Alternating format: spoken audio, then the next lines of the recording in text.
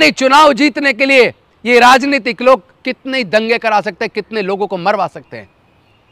अभी 24 दूर है, उनको लग रहा वो हारने वाले हैं, तो हो सकता है अभी और पता नहीं कितने दंगे करा दें।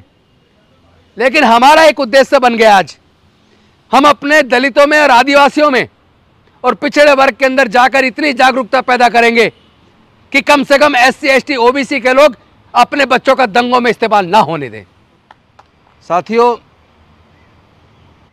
ज़्यादातर लोग ये समझ लियो 98% लोग सत्ता को, राजनीति को ही सब कुछ समझ रहे हैं।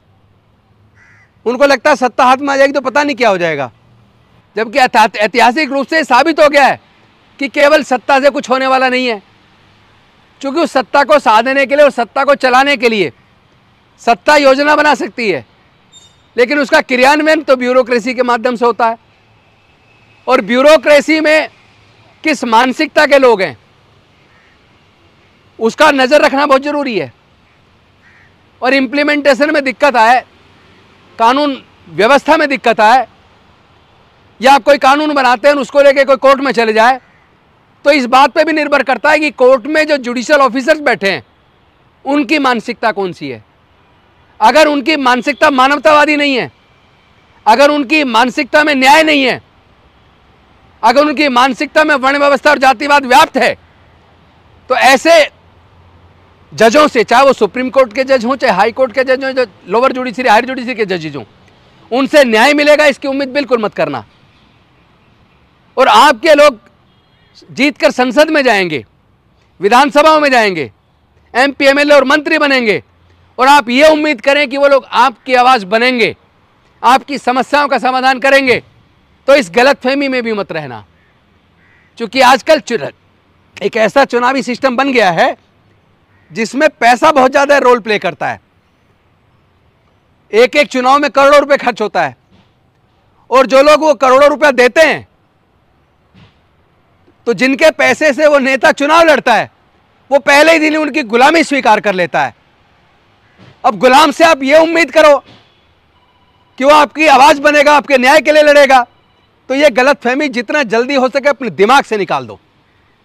ये निकलनी चाहिए। मान्यवर कांसीराम साहब ने जो पुस्तक लिखी अपने जीवन में बहुत महत्वपूर्ण, चमचा युग, तो भाई चमचा चाहे सोने का हो, चमचा चाहे चांदी का हो, चमचा चाहे पीतल का हो, चमचा चाहे सिल्वर का हो, लेकिन ध्यान रहे चमचा अपनी मर्जी से नहीं घूमता। चमचा जिसके हाथ में होता है उसकी मर्जी से घूमता है। और बांटने की भी अगर बात आए तो चमचा जिसके हाथ में, उसे कितना निकालना और कितना किसको देना है, यह भी उस पर निर्भर करता है जिसके हाथ में चमचा है। तो अगर यह महत्वपूर्ण अंतर और समझ आपके अंदर नहीं है, अगर यह समझ आपकी विकसित नहीं हुई है, तो आप लोग न्याय कर पाएंगे, न्याय ले पाएंगे, यह संभव नहीं है। मैं एक बात अपने मुस्लिम समाज के लोगों से भी कहना चाहता हूं, तो इतनी लंबी जिनकी सत्ता हुई, वो इतना डरा हुआ और सहमा हुआ और पिछड़ा हुआ क्यों है? क्या इस पे चर्चा नहीं होनी चाहिए कि उनके बच्चे पढ़ क्यों नहीं रहे? या जो लोग उनके हुक्मरान हैं, जो लोग संसद विधानसभा में गए, क्या उन्होंने समाज को जिस तरह जागरूक करना चाहिए था, क्या उन्होंने समाज को जागरूक किया? क्या उन्होंने अपने समाज को पढ़ाई की वैल्यू बताई? अनफॉर्चुनेटली उस समाज में भी पढ़ाई की वैल्यू पर चर्चा नहीं होती। यानी पिछड़े वर्ग को, दलितों को, आदिवासियों को, अल्पसंख्यक को अगर इसे जोड़ दिया जाए तो 140 करोड़ में से कम 115 करोड़ है।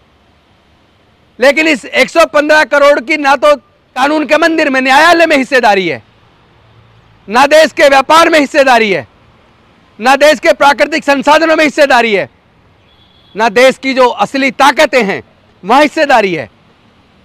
और संसद में अगर हिस्सेदारी बनी भी है तो वो पपेट्स की है, वो चमचों की है। चमचे न्याय नहीं करेंगे। आज जो नूह के अंदर दंगा हुआ, कौन कहता किसको नहीं पता था कि यह दंगा होगा? अरे जो लोग पुलवामा के अंदर क्या हुआ सत्यपाल मलिक पूरा खुलासा कर चुके हैं, जो जम्मू एंड कश्मीर के उस वक्त के राज्यपाल थे वो खुलासा कर चुके हैं। यानी चुनाव जीतने के लिए ये राजनीतिक लोग कितने दंगे करा सकते हैं, कितने लोगों को मरवा सकते हैं। अभी 24 दूर है, उनको लग रहा वो हारने वाले हैं, तो हो सकता है अभी और पता नहीं कितने दंगे करा दें। लेकिन हमारा एक उद्देश्य बन गया आज, हम अपने दलितों में और आदिवासियों में और पिछड़े वर्ग के अंदर जाकर इतनी जागरूकता पैदा करेंगे कि कम से कम SC ST OBC के लोग अपने बच्चों का दंगों में इस्तेमाल ना होने दें। और जो बड़े बड़ी कुर्सी पे बैठे नेता हैं या जो बड़ी कुर्सी पे बैठे अफसर हैं या जिनके घरों में मंदिरों का चढ़ावा जाता है, मैं पूछना चाहता हूं, किसी भी दंगों में उनके बच्चे गिरफ्तार क्यों नहीं होते?